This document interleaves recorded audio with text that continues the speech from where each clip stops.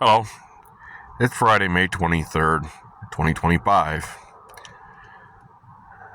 and this is another time for one of James's video diary entries for the day. Very lucky guy. Had a very good day, despite the vicissitudes of my life currently, and the fact that everybody says, well, you gotta have an experience, and I kind of don't have the license for that long, and those who could allow me to help me earn the experience and allow me to earn it wouldn't just give it to me. I can earn it. My resume is a kind of a crap show, and I'm still working on doing a gratitude log. I'm still doing that. It's actually kind of funny. I tried that years ago, and it hurt my hand hurt like the crap in the dickens. Now it's not hurting. Now it actually feels okay. It's not hurting. It's not ice cream sundae. And maybe that just might be just me moving on and the energy changing around me. I know there's energy changing around me. And I'm grateful for you guys that you've been here since the beginning. If you just got here, I'm grateful that you're here. And I'm grateful even if nobody sees it. I know there's change in my life coming. My hands have been itching for a couple of days. That generally means money's coming in some way, and honestly, I don't see where it's coming from. Perhaps it'll come when I go to the coin shop. I picked up some strange coins. Maybe one of them's valuable. Who knows? If I can find a weird coin in my change, I generally try to save it if I think it might be worth anything. If a penny's worth $1, fine. If a penny's worth $5, if I've got a coin in there that I found on the ground or picked up, honestly, through change at a cashier, and yeah, that does happen. If I can find one and I can turn it into $100 million, I absolutely will. I mean, I need the $100 million now, right now, more than I need a coin that, I'm kind of living in my car between that, and I am living with my cousin, but it's kind of, that's kind of tenuous. It's been tenuous, and I don't know, maybe it's just me. I really want to get away from the things I'm seeing. I need to change the energy. I'm not exactly sure how. I'm using meditations here on my YouTube. Not mine. There are other channels that are great that are doing that for me. I'm wondering about the money. I'm grateful for what I have. What's coming in isn't as much as I'm losing right now. And I'm really trying not to go back to McDonald's, although I think I might have to end up going that way. The bait and switch, I hate bait and switch. I hate people who lie to me, who give me one job description, and when they go to complain about it, I ask, well, can I get trained to the new level of play so that I can make that level of play, obviously. I mean, if you can't train me to that, then your complaint is kind of using it as a mechanism of control, and you can't control because you don't understand the concept of how the job is done. So your standard kind of, Donna, your standard means nothing, because if you can't train to it, Todd,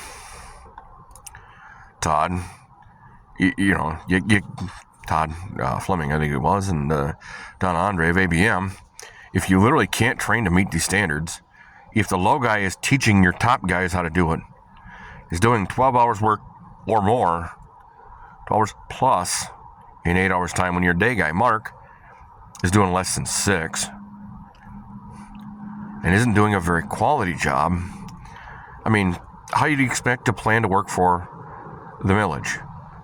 Keith, how do you expect to keep people if you mentally, emotionally, and financially abuse them if they don't want to call you for backup? When Kendra Hood, the dispatcher at Mount Pleasant Express or Humphreys transportation, however that actually went for the authority. It's a scam, man. I can't work for free to make you rich. And if you're unwilling to explain it to me and unwilling to give me worksheets that tell me this is what I can buy with the gas card, this is what I'm supposed to be able to do with it, this is how these parts are to be done. I just talked to a company not too long ago, Northern Logistics out of Clare, that said it's between 0 and 30 hours of CDL work for recovery. And I said, well, what is it? Is it 0 or is it 30? Because CDL costs $9,000 to get, plus your certs and your specialty rigs. I mean, you can't run a record to go get rigs in Florida from Michigan. It's impractical. You end up running a drop deck lowboy for the recovery because you end up taking another truck down there as part of your fleet management program. That way you don't have to have the dispensation of the load problem. Not that you wouldn't. I mean, you would. Florida's a 2-day drive according to the CDL rules. Not according to your GPS. GPS says it's 18 hours. CDL rules means I can't be on the road for more than 11 hours. I can't be driving. Anything over 11 hours means it's a second day down there. At least. Well, and even 11 hours, okay, I get to the border at 7 hours into the second day. That isn't where the truck is. The truck's probably down towards Miami, which is another 4 or 5 hours. At 8, that puts me at the end of day number 2. Almost day number 3. Then if I find it, then in day number 3, I got to go actually figure out where this is. Swap the trucks out, figure out where the driver is, because, well, you generally don't have a truck without a load. You don't run them bob. They just don't. And then I got to figure out how broke this truck really is, because trucks have special systems on them, like their brakes. They're not standard electric or hydraulic brakes. They're actually air brakes, which means if I can't start the truck to run the air compressor, how do I get the air in the brakes to release the springs? How do I get the air pressure in to push out the springs so that I can get so that the brakes will release? Otherwise, I'm going to be dragging this damn thing around. I'm going to be dragging it around dead. How am I going to deal with the trailer? Again, those are valid questions that they couldn't answer. And they said, well, you're not the guy. No, I'm exactly the guy you're looking for. I'm the guy who knows exactly. I know the logistics of the job you're asking. I also can point out that, the GPS says one thing. It's great. The GPS doesn't know the DOT rules. The GPS isn't going to be the one that's going to eat the DOT ticket. But you say, well, I decided, this new administration with the CDL stuff is going to be, they're going to kind of be dicks. I hate to say that way, but that's kind of what they're going to be. And they kind of don't have a choice. In addition, they're running for the big mega carriers too. It's one of the reasons I haven't got a CDL job yet. Not one with Class A. Everybody, you got to have experience. I can't literally do it. My resume is a mess. I don't have reference. I have a couple. I don't have very many. There's only very few that I actually trust. Most of those guys are gone. They're off my resume. They're out of my life right now.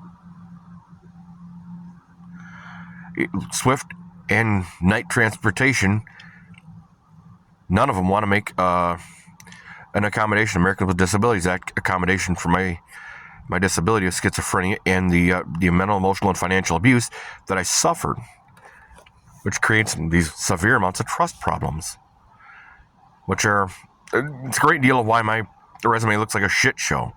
People lie to me, and then they say, well, they act all fucking stupid about, you can't lie to people and make them work like 3 men or for McDonald's. Lear, same thing. UAW thought it was okay to have somebody on my workstation when he had two of his own. He couldn't be on the two of his own, he had to be on mine. He had to take my tools, damage my tools, destroy my tools. He had the ability to poison me. If he had the ability to poison me, and it's okay by both Lear and UAW management, that could kill me, man. I can't be there. I can't trust anyone there. These are the people I paid to represent me. I was a UAW member for 4 years. Local 1819. There's an international union guy. Maybe we can have a chat, man. I don't necessarily dislike the UAW. I just don't like 1819, though.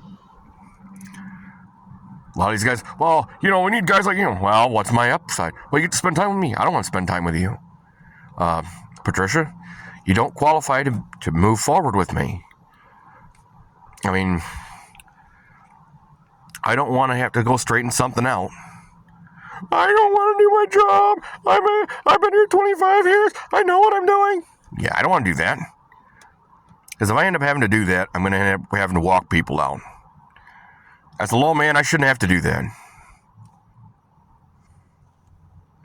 I'm not getting paid to do it. There's not enough incentive for me to take the team leader job at Lear. I got pulled in by a side by no one short of the plant manager's second shift that said that if I wouldn't have told him it was a dog and pony show, I would have took by leaps and bounds the leadership role in assembly at Lear Automotive of Roscommon. There's no sense in it for me. I mean, you said, you get 25 cents an hour. It's not enough, man. What else are you giving me? Am I getting time off? No, you gotta work more. Why the fuck do I want to work more? I'm literally here all the fucking time. I'm covering for everybody and his brother. I'm trusted to run the A-coat process. I train and fix A-coat process problems, even though you won't give me the certification to be A-coat process certified. Because you're probably afraid, and a lot of them were, that I would raise the level of play and the cleanliness. I mean, like the dirtiest guy there was great for me. I love the guy. Great guy. Smart motherfucker. Frank, he was a great guy. Smart. Dirty as hell. A little bit lazy.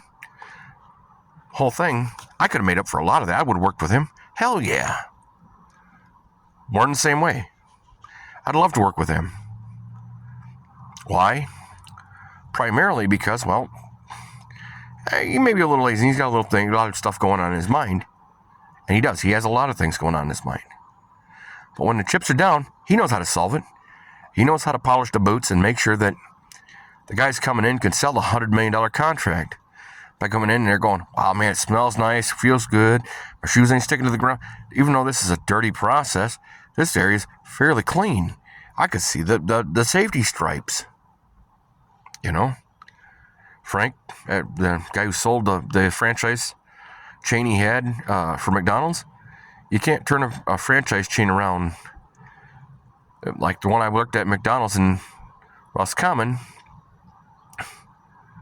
I turned their distribution. They had 6-month turnaround time on their freezer.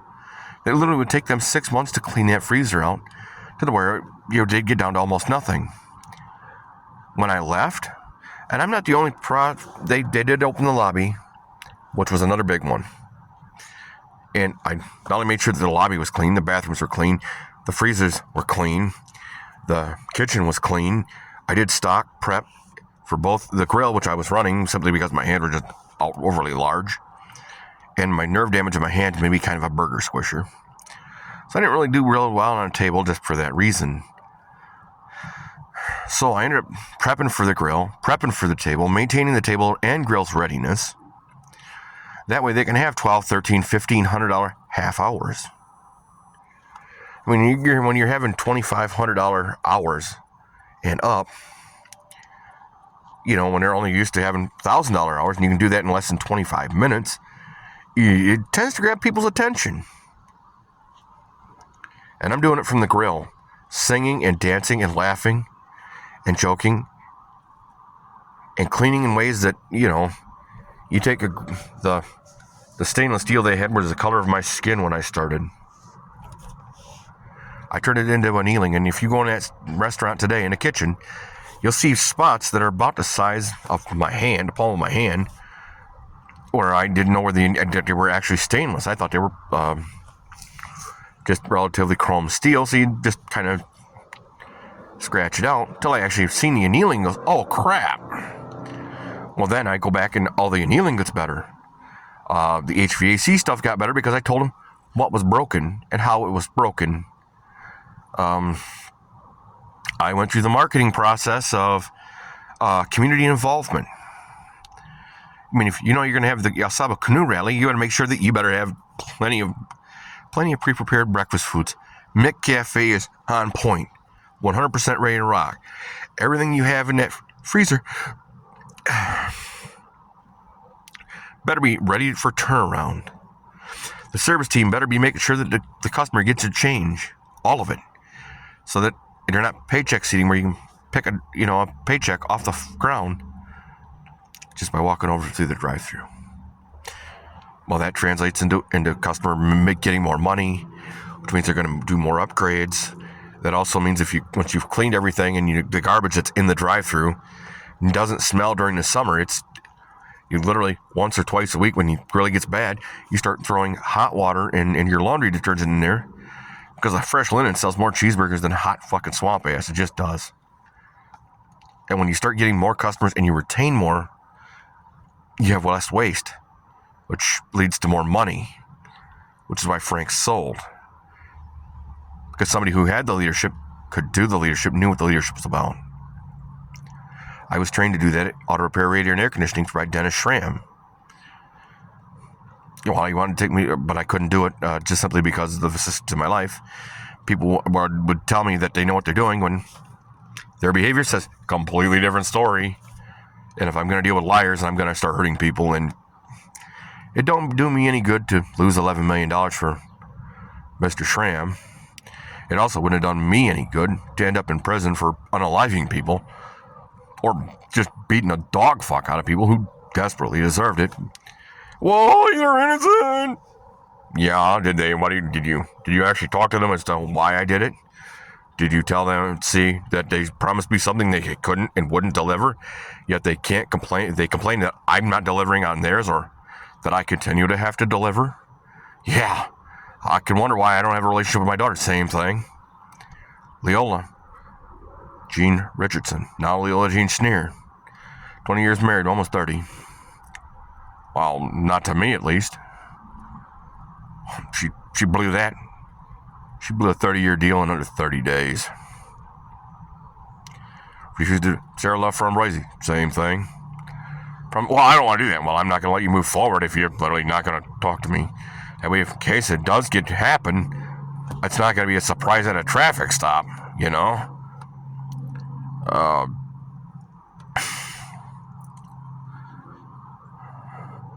Jeff, as dumb as it sounds, from Night Facilities Management. Great guy, decent human being. Not very good at understanding the nature of the pyramid scheme of management. And it is a pyramid scheme. I mean, it really is. You can't micromanage the little pieces if you can't. And, if you don't maintain the turnaround times on equipment so that the equipment turns around immediately. I can break a vacuum cleaner today, then tomorrow when I come in, there'll be a vacuum cleaner that's ready to rock that I take out with me when I go to do my cleaning. It also needs to understand the concept that if you give instructions at the time of task completion or task progress, you can't give contradictory instructions and get the results you intended with the instructions you gave. I just hate to say that you can't do that.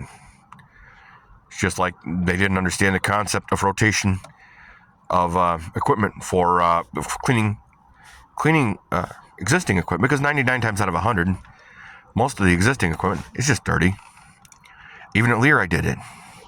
They'd buy new equipment because nobody would take to the heated power washer, which they had a heated one, and power wash it. And yeah, could you do that? You'd have to have a guy like me who could drive a truck, load the equipment, all of this equipment, so that you could continue to maintain and rotate your equipment to cost you less money in new equipment, and it would also allow you to repair the old equipment in a way that is cost effective. And if you're phasing out equipment, it would allow you to phase out equipment to make the stuff that's kind of screwed up, where you really can't fix. You don't have the parts to be able to fix the old stuff. You can repair it with new stuff. That way you can better use your budget effectively by having a repair person make the turnaround time zero. Almost zero. Whether it's a walk behind scrubber, a ride on, a vacuum cleaner, push brooms. I mean, whether you got to go down to the Dollar Tree and buy the parts for $1.25 a piece, $1.35, something's $1.33, and even $1.33 a piece. Get a big box of them. I was thinking about trying to market a penny pincher's corner using the Dollar Tree and some of these other outlets, like Miss Aunt Millie's outlet here locally. They do bread, but they do so much bread that their rotation is that in order to keep what's on the shelf fresh, they have more than a couple of outlets within easy driving distance. If you had a decent rig that you could tow a little trailer, you could literally go to like the Dollar Trees, the bigger Dollar Trees, and put in orders with their managers so that you can buy it right at retail. Use like a prepaid credit card to do that. Then you go to one of these other store owners, they're like bodega type store owners, and I was thinking about trying to make a penny pincher's corner or something like that, where I would be a kind of a vendor but kind of not. I'd kind of be an employee but kind of a vendor. That way, you could make 15-20 cents an item, and I know you could easily sell that, especially when you go over there and you go down 2 stores and it's like $3.79 a piece. I can get this for $1. Who ain't got $1? For $1, I'd waste that stuff, right? You know what I mean? Or the Dollar Tree, your local bodegas sell the same item. Say this item right here. Bodegas sell that for $1.60 out the door with deposit. It's $1.59, $1.49 plus deposit $1.59, so it's like $1.60. Dollar Tree sells that with deposit at $1.35. If I could put it at $1.50, that's 15 cents a pop. Same thing with Faygo, same deal. They sell them for almost $2, $1.89 plus deposit, which makes it $1.99 out the door. I could sell it for $1.75 out the door and get it for $1.35. I'm making 35 cents a bottle. You're essentially making 35 cents a bottle. Now, but the overhead cost is kind of prohibitive to that. And being able to figure out how I could get into one of these guys to market it to them, say, you need a vendor. If you got the rig, man, I'll do it. I'll do all the sourcing of the vendors, the sourcing of the materials. And if you can get it for $1.25 and you sell it for $1.50, you're already paying somebody to mind that store anyway. And it's actually costing you less money, for which you then can turn around and say, well, when an assembled one costs like $6, you go next door, the same thing, it's going to cost you $12. Same product, or a comparable product. And I can get this one to you for $5 versus $12. And it only costs you $2.50 to make it, or $2.30, $2.65, maybe even $2.75. And you're charging $5-6. Same thing. You're also selling parts. I mean, if you want to put the parts together, yeah, fine. If you don't, we'll sell it to you for a markup. A markup for assembly. Got to pay somebody to do it. I don't know. I'm grateful for you guys being here, and I'm sorry this is a bit of a rant, it's a bit long. Been all over the place. If you have a problem, comment, or concern, please put it in the comment section below. I'm happy to read the comments. Even the ones that YouTube tries to hide from me, I try to get them out. I only have 54 subscribers. I don't have 54,000. I love you all. I appreciate everything. Be well.